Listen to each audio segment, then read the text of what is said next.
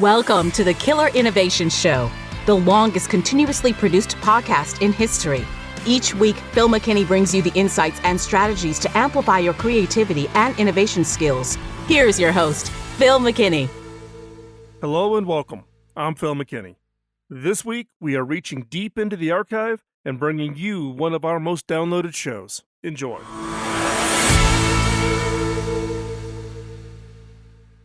Welcome to Killer Innovations. This is your host, Phil McKinney. We are back here in the studio in Northern Colorado.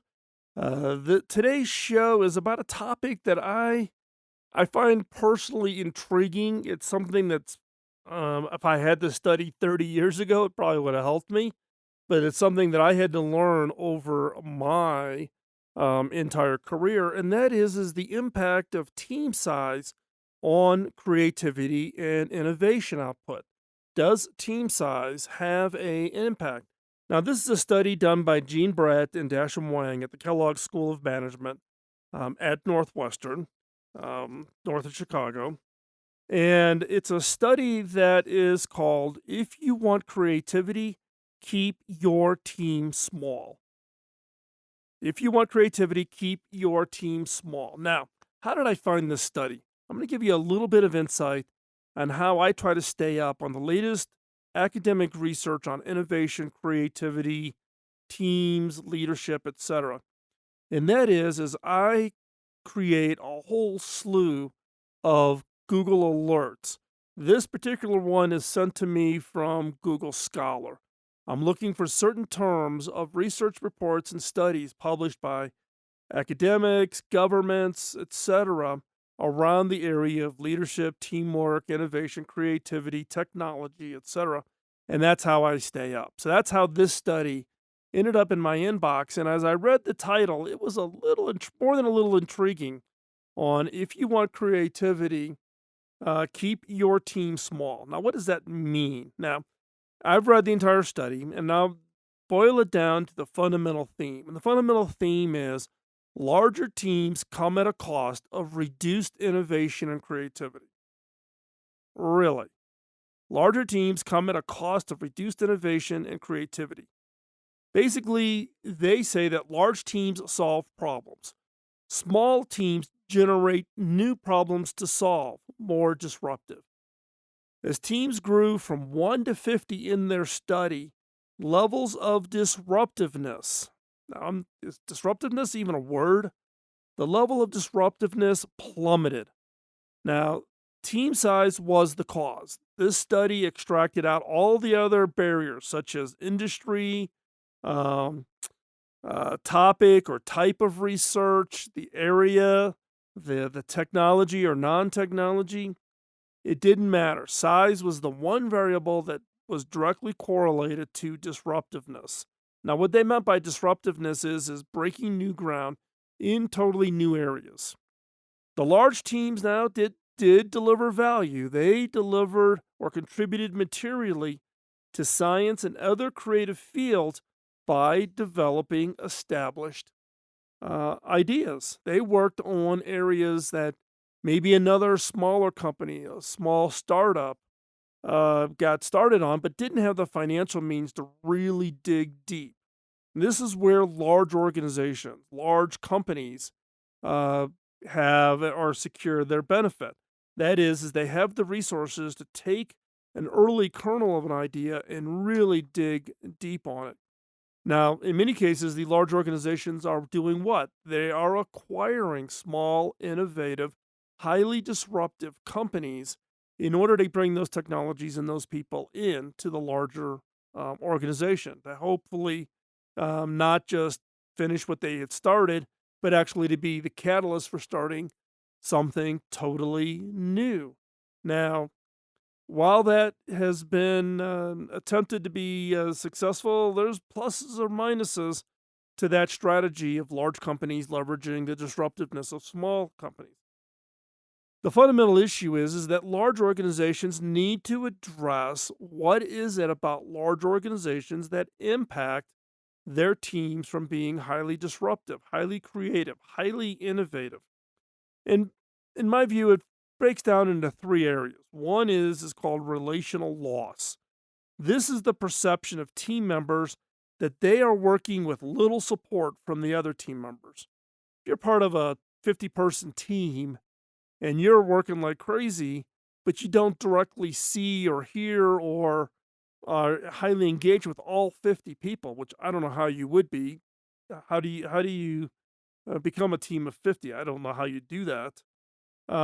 Your perception is that you're doing the work and you're not getting the same level of effort from everybody else on the team. Another one is social loafing, what's called social loafing. This is the tendency of individual group members to contribute less. So relational loss is I'm doing the work, you're not contributing. Social loafing is hey, I'm part of a big team. Nobody's really watching my deliverables really closely or my contribution really closely. So I can maybe back off a little. I don't have to be quite as intense.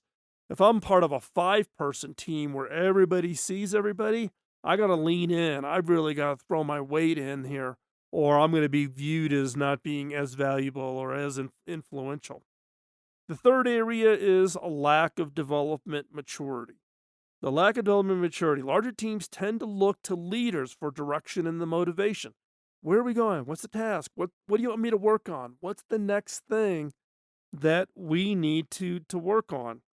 And in this case, they rather than self-organize and select and identify a leader, they're looking for somebody outside the team to be that leader, to be that person that is going to tell us what it is we need to do.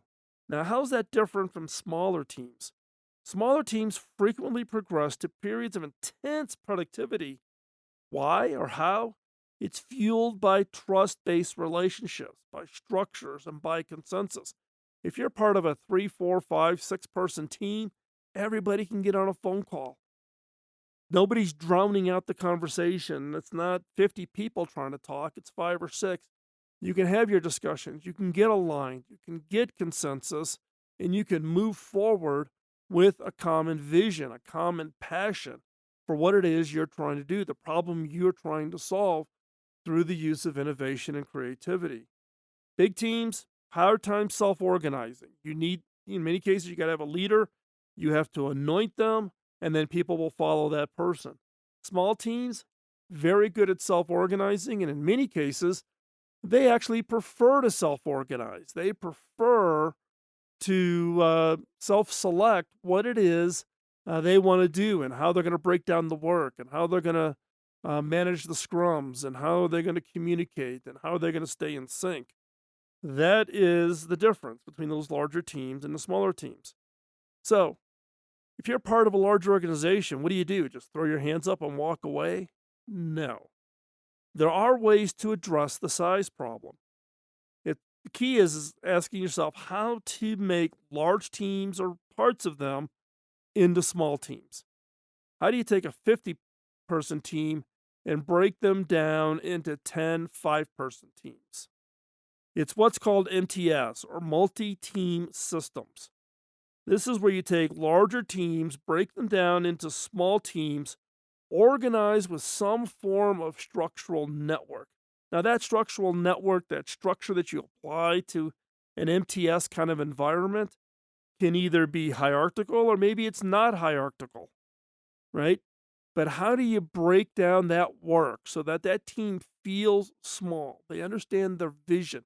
They understand what they're signing up for to deliver. They understand their commitment to the 4 other people on their 5-person team, that if this team is going to be viewed as a high impact, high output, highly innovative, highly creative team, the 5 of them have to get in sync and act like a small team. Now, MTS is still not fully vetted or proven as to what structure is best. There's a lot of approaches and a lot of philosophies that different organizations will try to apply. But it gets you part of the way there, because your other choice is you're just part of a large team, and the success from a large team typically is not that great. Large teams tend to deliver late, over budget, and not to the quality of what it is you're trying to create. What is it you're trying to invent? So again, This study, if you want creativity, keep your team small, basically is the spark for today's show. Throughout the rest of today's show, I'm going to talk about my own personal experience with everything from what I thought were large teams to very, very small teams to very, very large multinational organizations.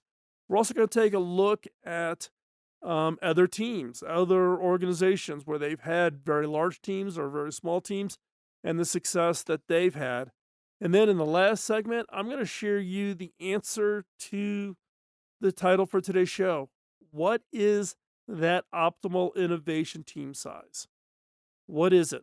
Now, what we've shown in the study today is 1, you're highly creative and highly innovative. 50, your level of disruptiveness is almost 0. The answer is not 1, the answer is not 50. Stay tuned because I'll share you the answer to that point.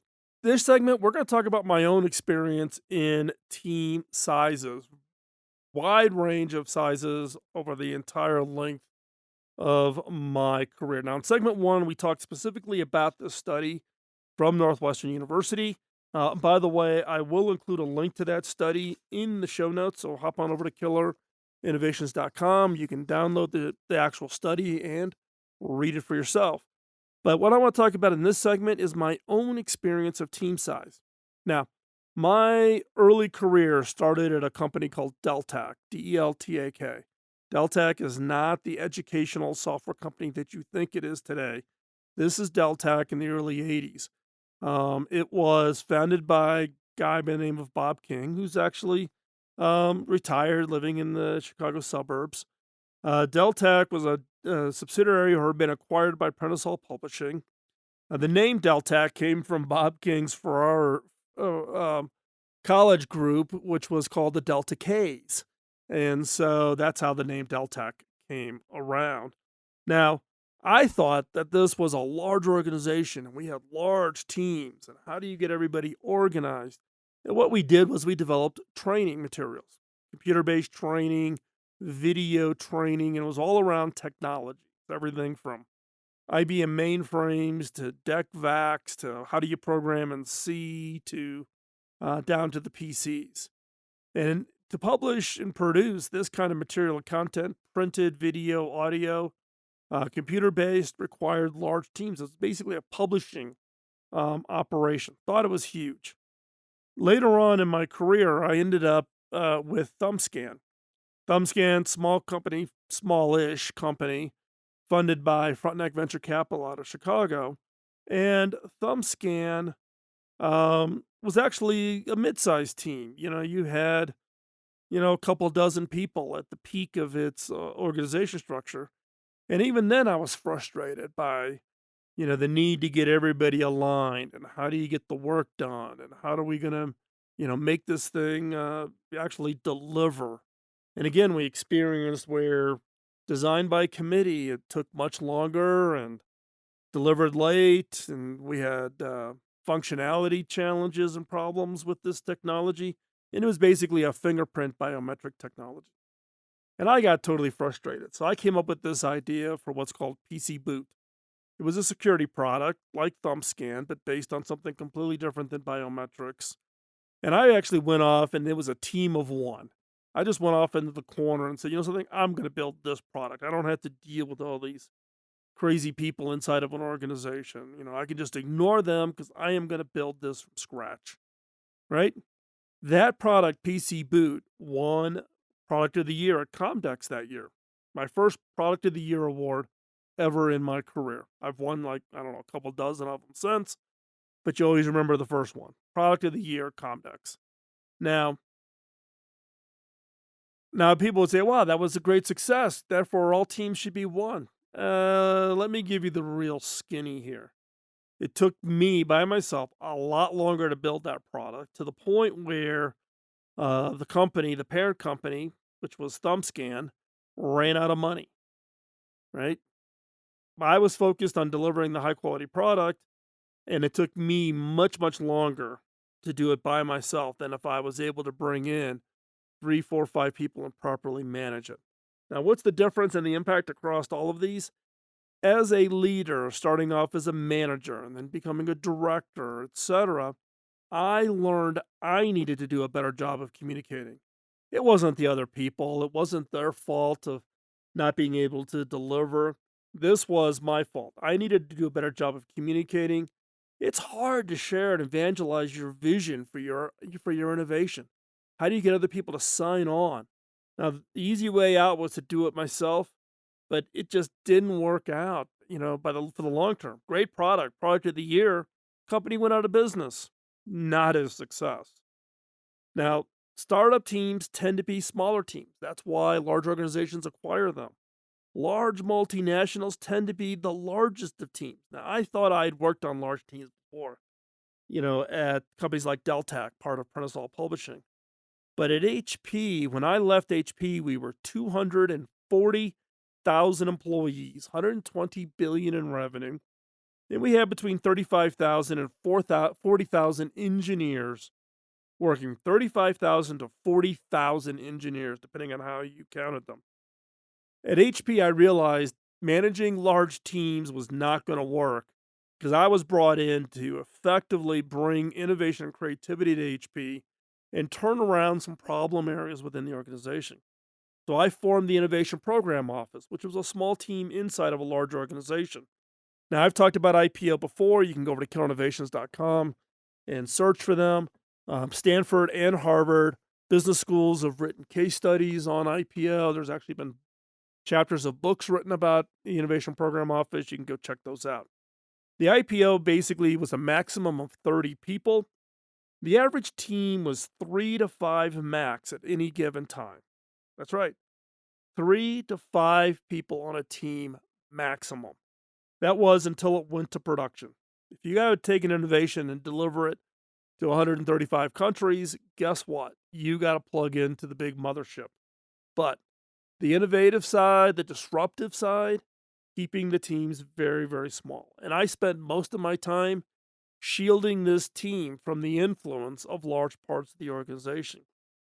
Now, team size or span of control became a metric inside of HP. One of the things they saw as team was having success was, how do we take the rest of the organization and break it down?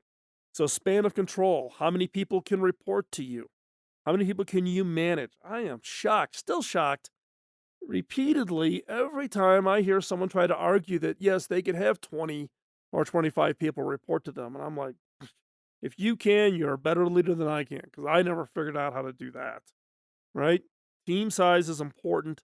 And this whole thing of span of control, how many people have report to you, and how many people report to the people that report to you. So how many, as you go deeper in the levels. Speaking of levels, Mark Hurd, when he was CEO, put down the edict that he did not want more than 8 levels between him and the staff person on the front line within the organization. 8 levels. I think at some parts of HP, we were 14 or 15 levels deep. And this resulted in taking out entire layers of management. It solved the problem where you had a leader who only had one direct report to them. Do you really need that extra layer? No. So, looking inside your team, if you're part of a large organization, to looking at team size, span of control, and organization depth can allow you to organize more effectively, but it does not address this issue of, as a leader, you need to do a better job communicating. You need to set the vision. You need to evangelize, and you need to get people bought in, and you need to grant teams autonomy and self control. 2 characteristics important for innovation, team success. Let's talk about other teams. I just spent the last segment sharing with you my own experience starting early in my career, and then my time at HP, it being just a phenomenally large organization. Let's talk about some other teams. Other teams that I'm sure you've heard of these, and let's talk about how they organized. Let's talk about Apple Macintosh. Now, let's go back to the early 80s Apple history. So, Apple came out with the Apple I product in the late 70s. They had the Apple II, the Apple II Plus. They then had the Apple III, not a very successful product. Why? Because it was designed by committee. In the case of Apple I and Apple II, it was primarily Steve Wozniak. lone engineer or a very small team of engineers building it. The Apple III was developed by committee. So what happened? Then came Lisa. Oh, we'll reduce the team size and we'll do better and we're going to really create this disruption. Lisa, way too expensive. Again, designed by committee. Then what happened is the development of Macintosh. And Steve Jobs kind of figured out, he had this hint that team size was successful. Why did the Apple I and Apple II and II Plus do so well, but the Apple III and Lisa failed? Team size. So what did he do? He handpicked the Macintosh team, put them into a separate building, locked the doors, an Apple badge would not get you in to the Macintosh building. He even went to the point of raising a pirate flag above the building that the Macintosh team was working in. And what happened? It was quite successful. He separated that team from the larger organization to reduce the risk of large team influence.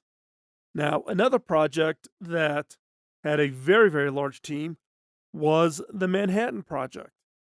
So let's go back in history. What is the Manhattan Project? Manhattan Project was the project started in the United States during World War II to create the atomic bomb.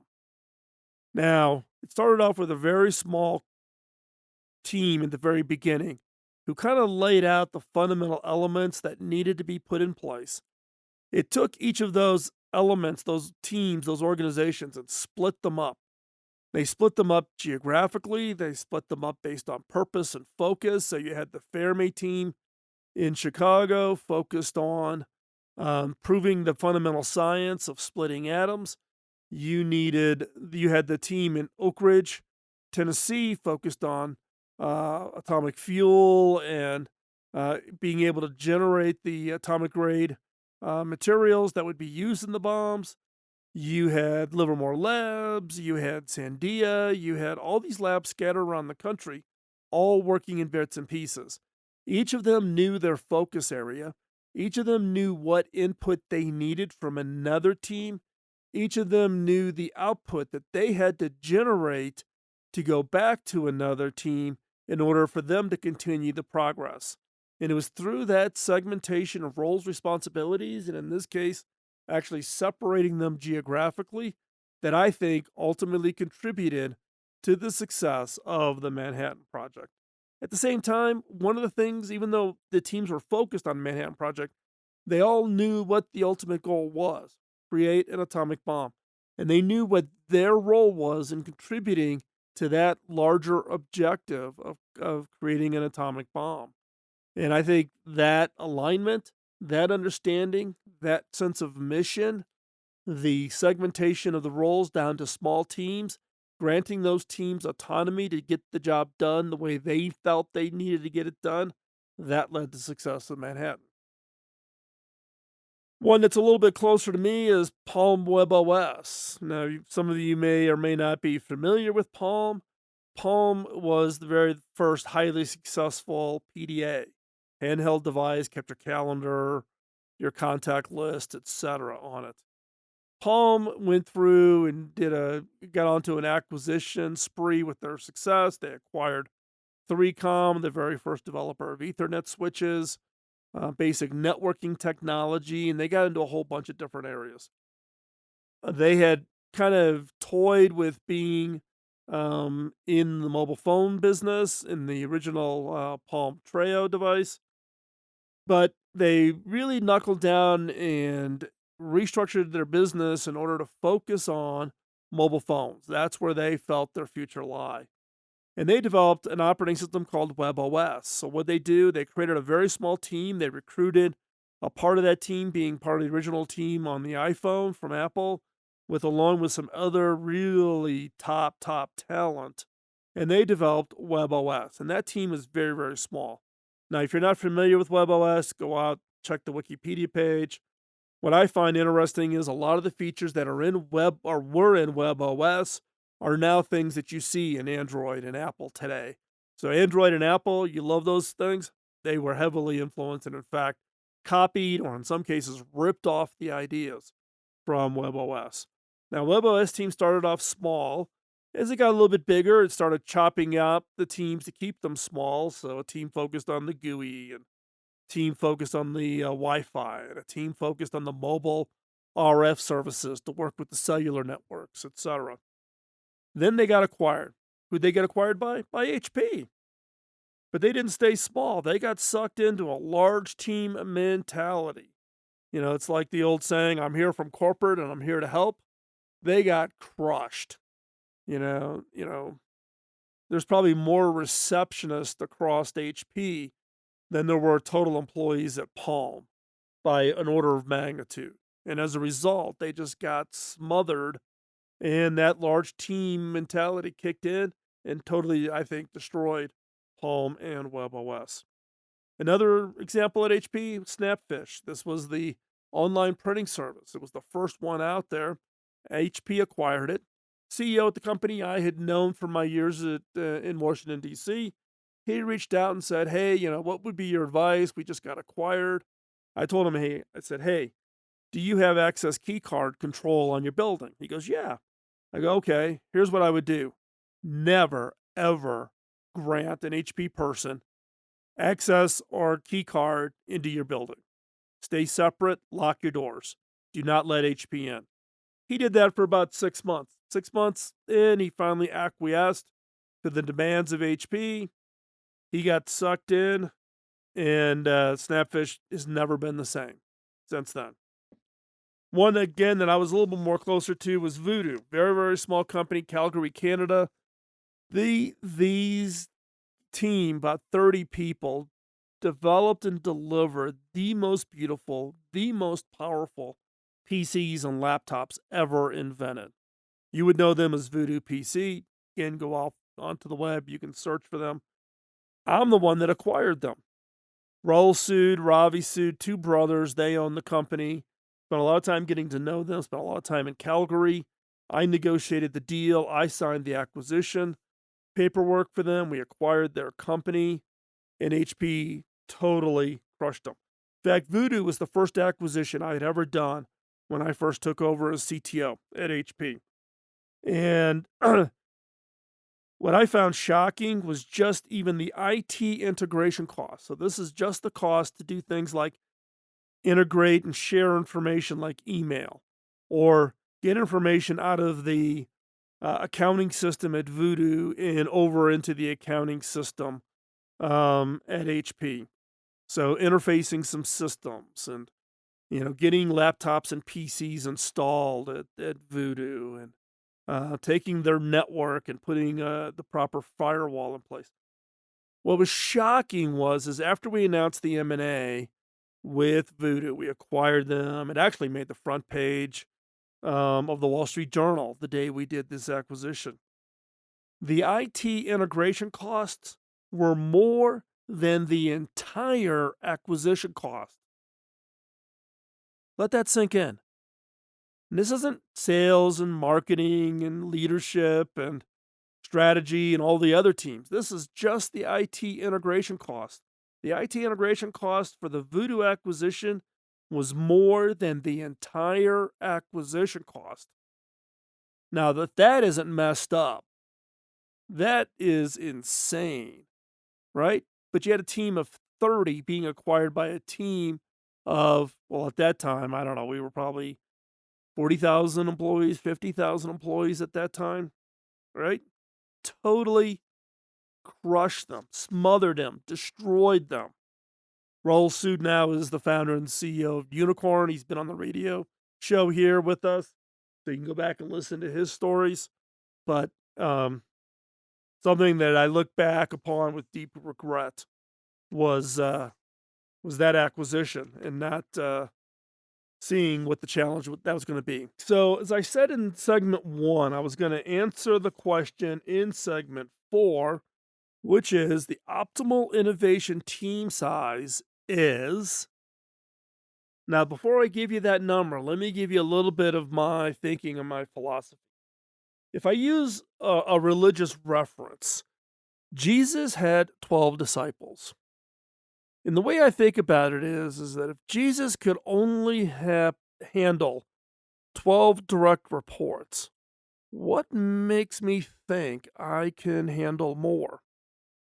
Now, over my career, I've kind of tried and experimented and learned that my optimal team size, people who directly report to me, is in that 6 to 8 category. That's what I can handle. If I've had more than that in my career and I've had more than that, I tend to lose touch and therefore I'm less engaged and I have less ability to influence or direct. So for me, 6 to 8, I would argue that nobody should have more than 12. If you've got 13, 14, 15, 18, you've got way too many. You get too many on your innovation team. 6 to 8. If you recall in the earlier segment, I talked about the innovation program office at HB, and we would have 3 to 5 on a team. That was kind of the maximum. Now, we would start to grow that a little bit after the product or the idea or the innovation started to show promise, and we were going to be ramping up and delivering this on a global scale. But for me, teams that I lead, teams that are direct reports to me, 6 to 8 is kind of that magic number for me. Now, it's not just about the number, it's also about the roles and responsibilities on the team, the makeup of the team. As a leader, you are responsible to construct and pull together the team with the right skill sets. So I'm going to share with you the 7 people that I believe are core to any high functioning, high impact, high output innovation team. The 7 people you need to have. Number 1 is the visionary. This is the person who is the heart and soul of the idea. In some cases, it may have been the person who came up with the idea. It may have been somebody who collected up all the ideas from everybody and who really got their passion ignited, and they are all in. This is an all chips in kind of person. They've got that vision. They're evangelizing others to that vision. You need that visionary. You can't have a high output innovation team if all they're doing is building what the memo tells them to build. You need the visionary. Next is the leader. This is the person who recruits and motivates the best people on the team. A true leader. And here's the one thing I've learned over and over again, and please listen. The visionary is not the leader. Very rarely is the visionary the leader. The type of person you need to be the visionary is not the skill sets you need to be a leader. 2 different people. Third is the mother. This is the person who's sensitive to everyone and makes sure everyone's taken care of. Everybody's heard. Anybody that got their feelings hurt gets listened to. Making sure everybody stays connected. They're the ones who organize the Friday happy hour get together for the team, the parties when big successes happen, those kinds of things. Fourth is you need the energizer. This is the person who will just get it done. This is the person who just every day is grinding it out step by step by step. Now, sometimes there's a cost to having this person on the team, and that is that they will grind it out over the top of people. If those people are not contributing, they will just roll right over the top of them. Next is you need the customer advocate, the person who advocates for the customer. This is the person who either is tightly connected to a customer or customers, or they're the ones taking the information from the team and going to validate it with customers. Warning here, this is not the person who acts as a proxy to customers. Nobody in your team is a proxy for your customer. You have to get up from your desk, you have to go out, and you have to engage with real customers. This is the person who's that bridge. They're not acting as the customer, but they're going out and talking and collecting information from the customer, and they're validating what you're doing with customers. Next is you need the Radar O'Reilly. The Radar O'Reilly, this is from the movie TV show MASH.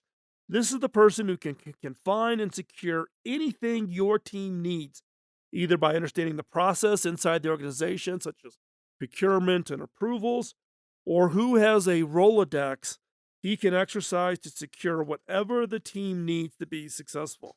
Make sure you've got your Radar O'Reilly. Next is the designer. Design is no longer a behind-the-scenes activity.